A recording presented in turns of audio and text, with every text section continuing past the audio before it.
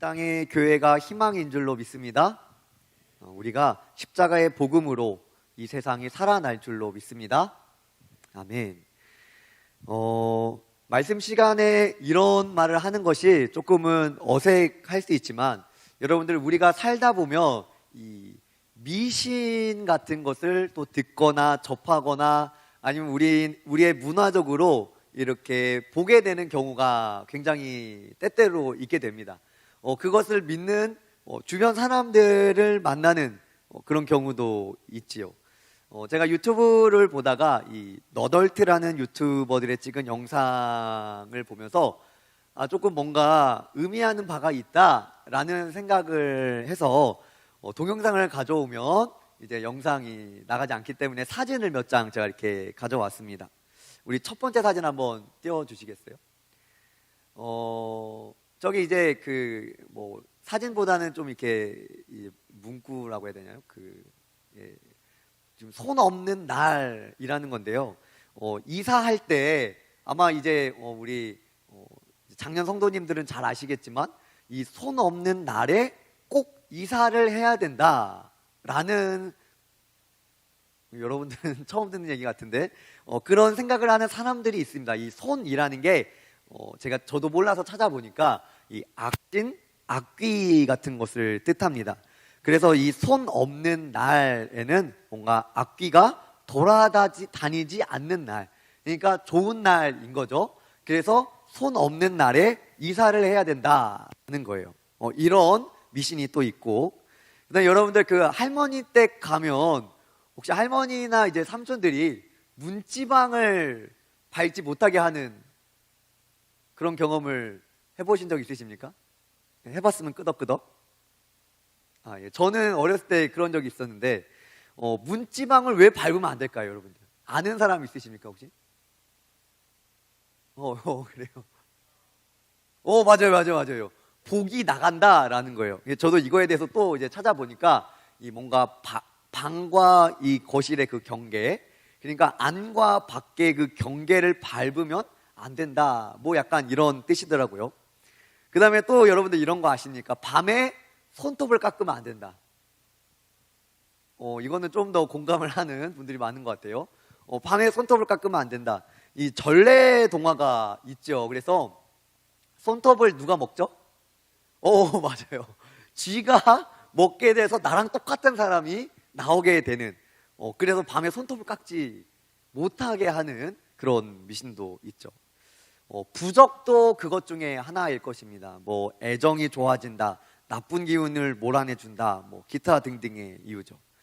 그 다음에 수능을 볼 때는 이런 게 있었어요. 그 엿을 그 학교 문에다 붙여버리는 거예요. 혹시 여러분들 이런 거 본 적 있으십니까? 그래. 비슷한 나이대. 예. 그래서 이게 엿을 이렇게 학교 문에다 붙여서 그 합격을 기원하는 겁니다. 그러니까 엿을 붙이면 우리 자녀가 이 학교에 붙겠다, 약간 이런 마음을 가지고 하는 것이죠. 그런데 여러분들, 우리가 신앙생활을 하다 보면 이런 사람들을 만나곤 합니다. 교회와 말씀을 마치 미신처럼 믿는 사람들입니다. 예수님을 믿는 것을 마치 미신을 믿는 것처럼 믿으며 살아가는 사람들이 있다. 오늘 말씀에서 이 홈리와 비느하스가 그런 것을 했죠. 마치 언약궤를 가지고만 있으면 이 전쟁에서 이길 거야 라고 생각을 했던 거예요. 먼저 첫 번째 오늘 말씀, 이 사무엘상 이 4장 말씀에는 먼저 이 블레셋에게 전쟁에서 패하게 됩니다. 1패를 했어요. 1패를 하고 나서 장로들이 모여서 우리가 왜 졌을까라는 것을 상의를 합니다. 우리 3절 말씀을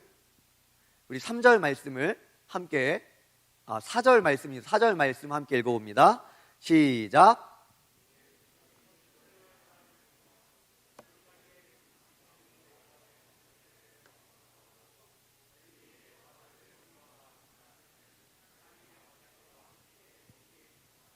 아멘. 제가 3절을 읽어드리도록 하겠습니다. 3절입니다. 백성이 진영으로 돌아오매 이스라엘 장로들이 이르되, 이 부분이 중요합니다. 여호와께서 어찌하여 우리에게 오늘 블레셋 사람들 앞에 패하게 하셨는고. 그러니까 장로들이 모여서 이 블레셋과의 전쟁에서 우리가 왜 졌는데 그 전쟁의 패함을 어떻게 표현을 하냐면, 여호와께서 어찌하여 우리에게 오늘 블레셋 사람들 앞에서 패하게 하셨는고. 그러니까 하나님께서 우리의 전쟁 가운데 블레셋 사람에게 패하게 하셨다. 왜 그랬을까? 라는 것을 장로들이 회의를 하는 거예요. 그러다가 장로들이 이제 이것 때문이구나 라고 하는 게 제가 3절 후반절을 읽어보도록 하겠습니다. 여호와의 언약궤를 실로에서 우리에게로 가져다가 우리 중에 있게 하여 그것으로 우리를 우리 원수들의 손에서 구원하게 하자 하니. 아멘. 할렐루야. 우리가 왜 블레셋의 전쟁 가운데 패했을까? 왜 하나님께서 우리로 전쟁에서 지게 하셨을까? 우리가 언약궤를 가지고 전쟁으로 다시 나가자 라고 장로들이 그렇게 회의를 했던 거예요. 이들은 마치 이 전쟁의 패배의 이유가 언약궤가 없어서라고 생각을 했던 것입니다. 그래서 다시 하는 그 전쟁에서는 이 전쟁에서 이기기 위하여 언약궤를 가져가는 것이죠.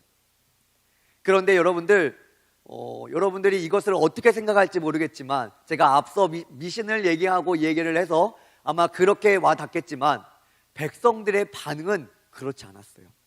우리 5절 말씀을 함께 읽어봅니다. 5절입니다. 시작.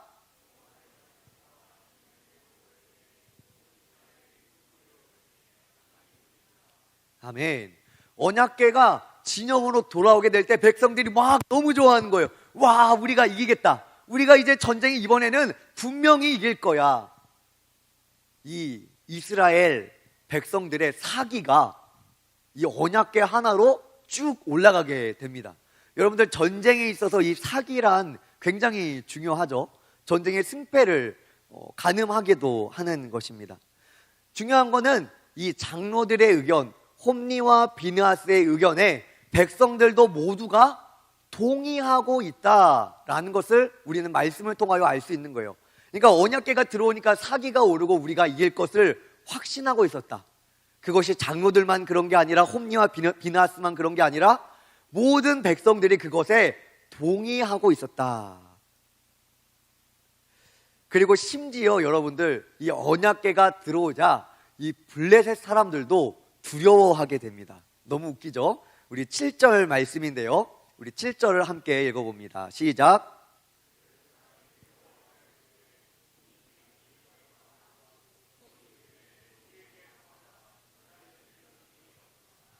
아멘. 블레셋 사람들이 지금 1승을 했어요. 여러분들, 1승을 했고 이스라엘과 싸워서 한 번 이긴 족속들입니다. 그럼에도 불구하고 지금 이스라엘 백성들에게 어떤 시끄러운 소리가 나는데, 그 이유가 언약궤가 들어왔다라는 것만으로 이스라엘 백성들에는 사기가 올라가고, 그의 대적인 상대인 이 블레셋 사람들은 그것으로 인하여 두려워하고, 그들이 심지어 어떻게 말하냐? 우리에게 화로다. 여러분들, 이 화로다라는 것은 이제 우리 망하게 됐다라는 거예요. 뭐가 왔을 때요? 뭐가 왔을 때? 언약궤가 들어왔을 때.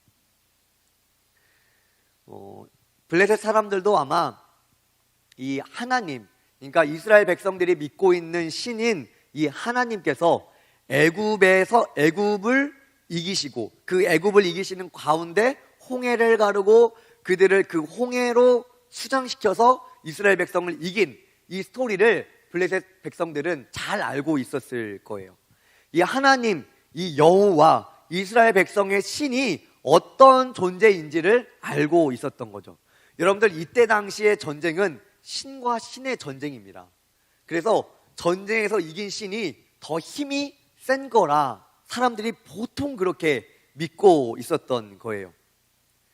여러분들, 이스라엘 백성은 사기가 쭉 올라갔고 블레셋 족속은 사기가 완전히 떨어졌어요. 우리 망하게 되었다, 화로다 라고 말합니다.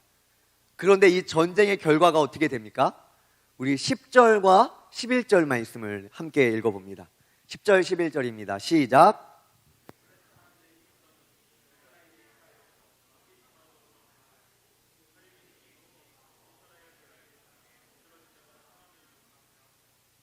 하나님의 괴는 빼앗겼고, 아멘. 두 번째 전쟁에, 심지어 언약궤를 가지고 가는 그 전쟁에서 이스라엘 백성들은 더 크게 패하게 됩니다. 심지어 하나님의 언약궤를 빼앗기게 됩니다. 청년들, 사실 이 언약궤를 전쟁 가운데 가지고 오는 그 행위 자체가 사실 뭐 안 좋다 이런 거는 아니에요. 성경의 다른 어떤 이스라엘의 전쟁 가운데 언약궤를 가지고 나가는 전쟁들이 이렇게 대부분 때때로 등장하게 됩니다. 그런데 여기서 중요한 것은 이 홈니와 비느하스처럼 마치 이 언약궤가 우리에게 오면 그 언약궤가 승리를 가져둘 것이라는 어떤 이 미신적인 믿음을 갖고 있기 때문에, 그리고 하나님께서 이 전쟁에서 분명한 계획이 있으신데 그것을 전혀 모르는 무지 때문에 이들은 패배하게 된 것이죠. 그러면은 홈니와 비느하스처럼 언약궤를 이 전쟁에 가지고 나온 이 상황 말고도 다른 경우가 있는데, 우리 대표적인 승리를 하는 여리고 전투를 한번 우리가 함께 보고자 합니다. 굉장히 전력상 굉장히 불리한 위치였습니다. 우리 여호수아 말씀 봅니다. 여호수아 6장 6절로 7절 우리 함께 읽어봅니다. 시작.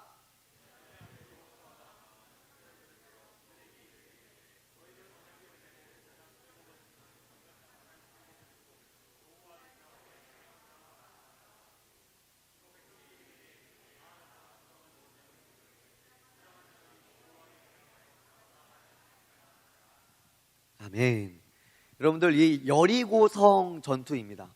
가나안 땅을 하나님께서 약속하신 가나안 땅에 들어가서 겪는 첫 번째 전투였어요. 여러분들, 이 첫 번째 전투라는 것은 사실 어떤 대표성을 좀 지니고 있는 거죠. 이때 어떻게 했어요? 여리고성을 돌기만 하는 거예요.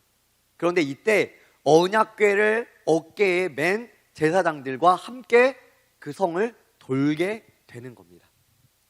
여러분들, 여리고성 전투에서도 똑같이 언약궤를 가지고 나아갔던 것을 우리는 말씀을 통하여 볼 수 있는 거죠. 그런데 이 싸움은, 이 전쟁은 하나님께서 특별하게 전쟁에서 승리를 하게 됩니다. 보통 우리가 전쟁을 하면 이 칼과 창으로 싸우는 그 전쟁을 의미하지만, 이 여리고 전투는 칼과 창으로 하지 않았죠. 이 여리고성 전투에서는 큰 승리를 거두게 됩니다. 자, 그러면 우리는 여기서 한 가지 질문이 들어야 돼요. 어느 때는 언약궤를 가지고 갔더니 승리를 하고, 또 어느 때에는 언약궤를 가지고 갔더니 대패를 하게 된 거예요. 그냥 작게 진 것도 아니고 엄청나게 크게 패배를 경험하게 되었다라는 거예요. 그렇다면 무엇이 잘못됐을까? 왜 언제는 이기게 되고 언제는 지게 될까? 여기서 우리가 분별해야 될 것, 그리고 이 홈니와 비느하스가 블레셋과의 전쟁에서 잘못된 것은 무엇일까? 언약궤를 가지면 무조건 이길 줄 알았던 그 당시에 대부분 사람들의 이 믿음과 신념이 산산조각 나게 됐던 이유는 무엇일까? 사실 여러분들, 이 홈니와 비느하스의 전쟁 안에는 분명한 하나님의 계획이 있었어요. 우리 사무엘상 2장 25절 말씀입니다. 우리 함께 읽겠습니다. 시작.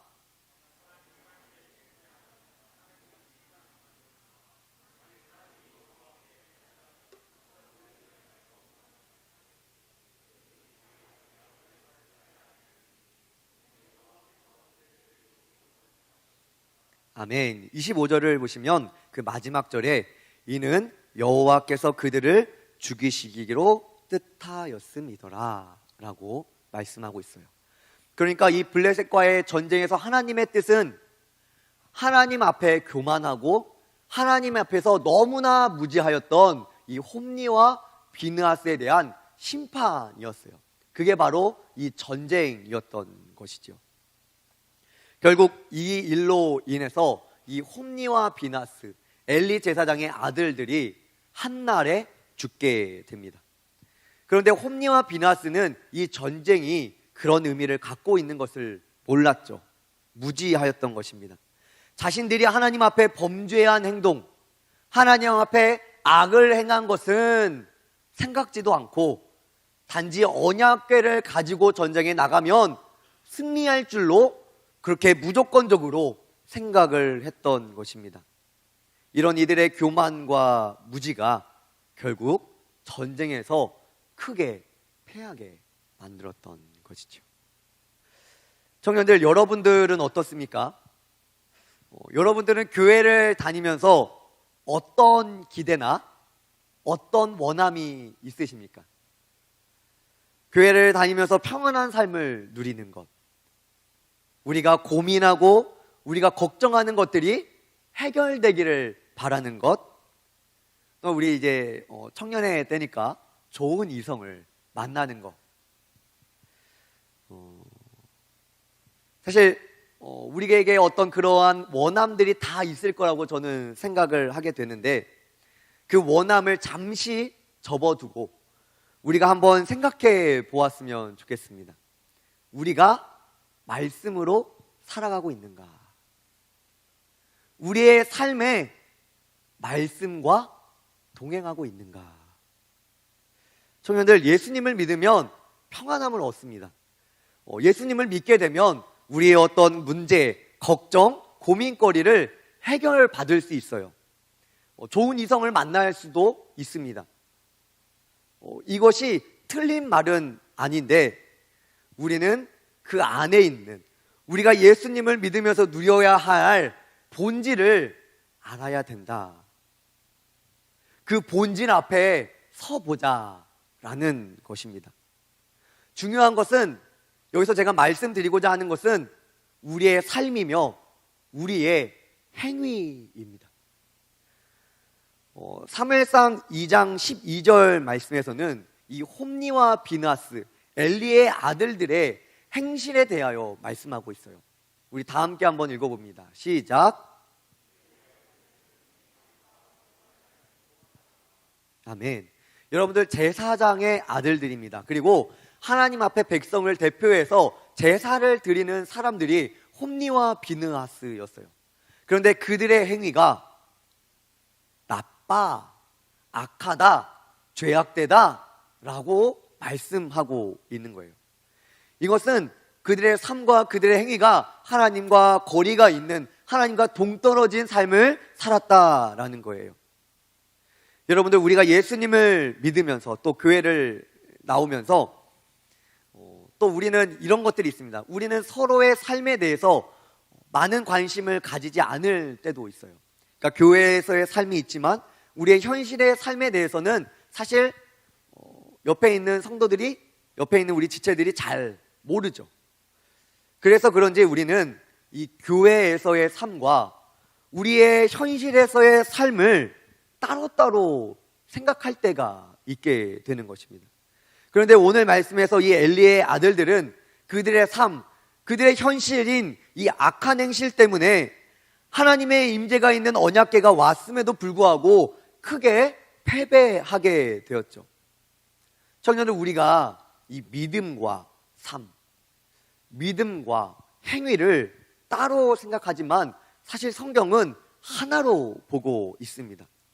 성경에서는 많은 부분 우리의 행위, 우리의 행실로 하나님의 심판할 것이다 라고 말씀하고 있어요.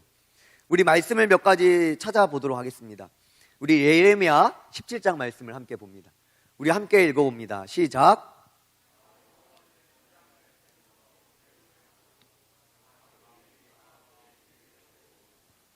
호세아 4장입니다. 시작. 장차 백성이나 제사장이나 동일함이라. 내가 그들의 행실대로 벌하며 그들의 행위대로 갚으리라. 잠언 8장 말씀이에요. 시작.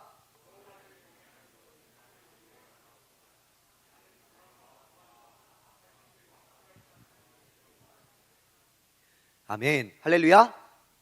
할렐루야. 여러분들, 이 외에도 행실에 대해서 말하는 구절들이 너무 많아요. 그러니까 여러분들, 여기서 주로 제가 띄워드린 말씀에서 주로 말하고자 하는 게 무엇입니까? 말씀하는 게 행실대로 보응하신다, 행실대로 벌하신다, 행위대로 갚으신다, 악한 행실을 미워하신다 라는 거예요. 청년들, 그러므로 우리가 이 예배에 나온 우리는, 이 예배 자리에 나온 우리는 한 주간을, 우리가 지나왔던, 살았던 한 주간을 돌아볼 수 있어야겠지요. 우리는 한 주를 돌아보며 우리의 삶의 행실을 보며 하나님 앞에 회개가 필요하다면 우리는 전심으로 하나님 앞에 회개해야 합니다. 한 주간 살았던 나의 삶이 하나님과 거리가 있는 삶, 하나님의 말씀과 전혀 다른 그러한 삶을 우리가 살았다라면 우리는 하나님 앞에 나왔을 때 회개해야죠.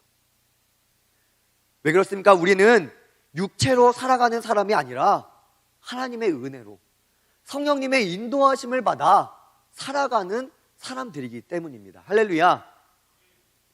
여러분들, 우리는 그렇게 살아가는 사람들이에요. 말씀을 따라, 성령을 따라, 은혜의 주심에 따라. 할렐루야. 믿으시죠? 할렐루야. 여러분들, 그런데 우리가 여전히 우리의 삶과 우리의 행실은 그렇지 않은데 말씀만 가지고 있으면 하나님의 일이 나타날까요? 우리 목에 십자가만 걸고 있으면 응답이 이루어질까요? 뭔가 좋은 일이 일어날까요? 저는 이것을 말하고 싶은 거예요. 마치 우리가 이러한 모습이 마치 미신을 믿는 것 같은 그러한 믿음과 같이 우리가 하나님을 믿고 있다라는 것이죠.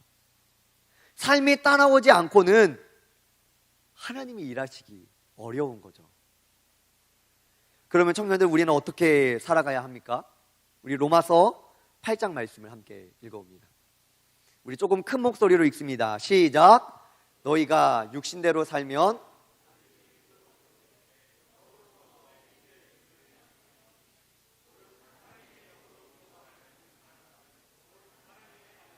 아멘. 우리 13절 말씀만 한 번 더 읽어봅시다. 시작. 너희가 육신대로 살면 반드시 죽을 것이로되 영으로서 몸의 행실을 죽이면 살리니. 아멘. 청년들, 로마서 8장 13절 말씀에 분명히 말하고 있어요. 몸의 행실을 죽이면 살리니. 여러분들, 우리가 기본적으로 갖고 있어야 될 생각이 있어요. 그것은 우리의 어떤 육체적으로 살아가는 것을 그냥 절제하는 정도가 아니라 반드시 죽여야 된다라는 거예요. 성경은 그것을 죽여야 된다. 육신의 행위, 몸의 행위를 죽여야 된다라고 말하고 있는 것입니다. 우리는 이것을 인정해야 돼요. 우리가 육체대로 살아가는 삶이 죄악을 따라가는 삶이며 하나님과 멀어지는 삶임을 우리는 인정하고 그것을 아멘하며 우리가 그것을 생각하며 육체의 소욕을 따라가기보다는 말씀과 성령을 따라 살아가야 될 줄로 믿습니다. 하나님과 가까워지는 삶을 살기 위해서, 우리가 말씀대로 살아가기 위해서는 절제 정도가 아니라 완전히 죽여야 된다라는 거예요. 우리 시편 119편 한번 말씀 읽어봅니다. 시작.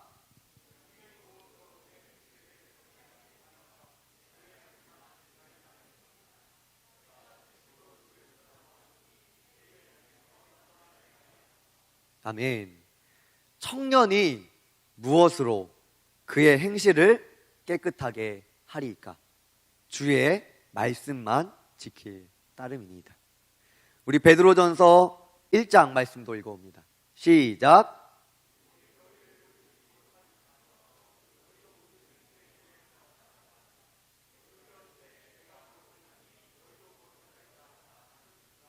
아멘. 예수님을 닮아가시기 바랍니다. 우리의 삶의 목표와 우리의 삶의 그 한 걸음 한 걸음이, 그 걸음이 예수님을 닮아가는 그런 청년들 되시길 바랍니다. 내가 거룩하니 너희도 거룩하라 말씀하셨던 예수님 말씀을 따라가는 모든 청년들 되시길 바랍니다. 청년들, 우리가 우리의 삶에, 우리가 교회를 다님에도 왜 나에게는 아무 일이 일어나지 않을까? 왜 나에게는 은혜의 일들이 일어나지 않을까? 왜 나의 삶은 늘 그렇게 걱정과 근심밖에 없을까? 나는 말씀 보고 있는데, 나는 기도하는데, 나는 하나님 앞에 예배 드리는데 왜 나에겐 그런 일이 일어나지 않을까? 고민하신다면 여러분들 정말로 말씀 앞에 한번 서보시기 바랍니다. 정말로 우리의 삶과 우리의 행실이 정말로 말씀을 따라가고 있는가? 아니면 나는 세상 사람들과 똑같이 그렇게 살아가고 있는가? 우리가 하나님을 믿되 미신을 믿듯이 하나님을 믿는 것이 아니라 정말로 우리의 삶 소망 대신 하나님을 믿으시는 우리 청년들 되시길 바랍니다. 단지 하나님 앞에서만, 교회에서만 그런 것뿐만 아니라 우리의 삶을 다하여 하나님을 믿으시는 청년들 되시길 바랍니다. 청년들, 이것이 쉽지 않을 거예요. 그래서 우리의 몸부림이 필요한 거예요. 말씀에 순종하기 위하여, 말씀대로 살기 위하여 우리의 몸부림이 필요한 것입니다. 그러니까 우리가 더욱이 하나님 앞에 기도하러 나오는 거예요. 우리가 그러니까 더욱이 이 말씀을 보려고 힘쓰는 것입니다. 그러니까 더욱이 예배의 자리에 나오게 되는 거예요. 그것이 바로 우리의 몸부림이 되어야 되는 것이지요. 청년들, 하나님께서는 분명히 그렇게 몸부림치는 자들에게, 하나님을 사모하며 하나님 앞에 나오는 자들을 분명히 지켜주실 것입니다. 그의 삶을 분명히 인도하실 거예요. 우리 잠언 2장 말씀을 읽고 함께 찬양하도록 하겠습니다. 우리 함께 읽습니다. 시작. 그는 정직한 자를 위하여,